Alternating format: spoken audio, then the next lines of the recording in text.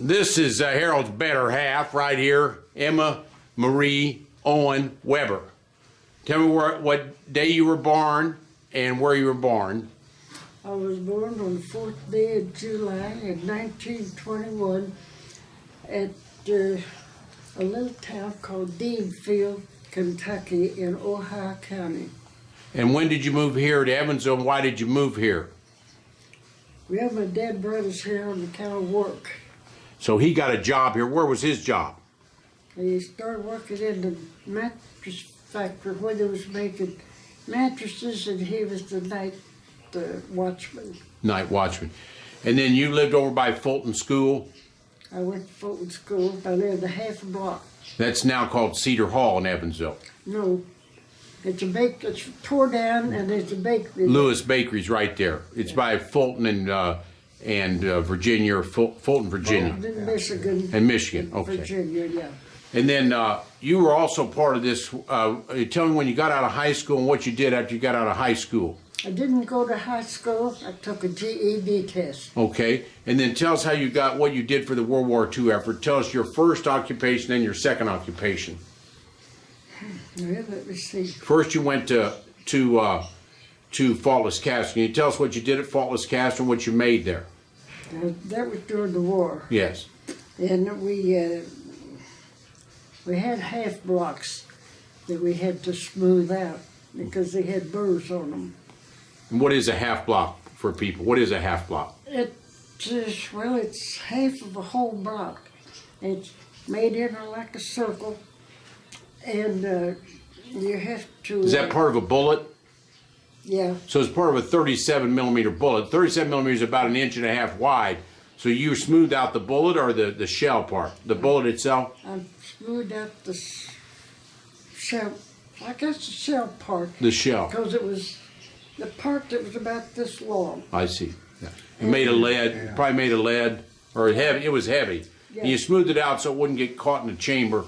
So when you put them half blocks in, I don't know how they put them in because we didn't see them put them in, but they showed us that piece there about so long, and then they also showed us when they get it finished, it's about that long. And he brought one in and showed it to us after it was all put together.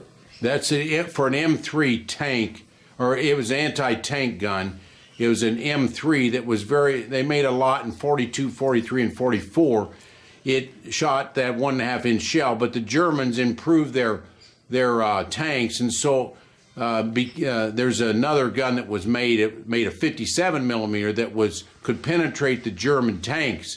But we made about 11,000 of those guns and that armor here in Evansville, or ammunition here in Evansville, Indiana. You were part of that. And they stopped making that about 1943. We needed bigger guns, but they took them over to Japan, and they were effective. The Japanese tanks were pretty thin. They were very effective against Japanese tanks and also against troops, ground troops. So then you left their Chryslers, not Chrysler, you worked at, not Chrysler, Chrysler's right next to you. You were at Faultless Castle. Then you moved to Briggs. Tell us what you did at Briggs. I worked on the wings. There was 3 of us. And one of us would go down through there drilling holes in them. Then the other 2 would come down and put in a rivet. One would, you slide the rivet in there, and another girl had a block on the other side, and she would hold that, and you'd drive that rivet in, and that would mash that rivet down to where it would fasten that wing together. So Clayco clip, used a Clayco clip. So it was a unique thing for Evansville, and Hitler wanted to know about the Clayco clips. We were very good at making airplane wings, and you're really a Rosie Riveter is what you are. That would be your title. Yeah. And so being a title of Rosie Riveter, and you were in charge of 10 other women there in charge of the time clock. So you were the supervisor, and you had to make those very flat. I was the supervisor of Faultless Castle. You were supervisor of Faultless Castle, but at the airplane wing, you weren't the supervisor. No. How much did you make an hour? Do you know, or how much did you make a day? Probably, I don't know, 25 cents maybe. An hour? Maybe less, maybe 15. Yeah. Wasn't very much. And you came to work by a bus, and then later somebody gave you a ride. Yeah. And then you lived at home. during the war. What did Evansville seem like, Emma, during World War II? Was it crowded, all kinds of people everywhere, and at night, was it crazy or not too bad? It wasn't too bad. Did you ever see our LST factory with all the lights on at night, or did you see a Chrysler working on the tanks? No. My dad worked for the LST, but I never did see it. Yeah. Did you ever see the finished airplane product? Did you see them flying up in the air, some of the wings that you made? No. Not any. Yes. Did you hurt your hands being a Rosie riveter or ever get injured? No. No. Wasn't that the drill, the rivet gun, wasn't that heavy for your hand? No. Didn't bother you? No. Well, we appreciate your service in World War II. And then where did you work after the war, Emma? I'm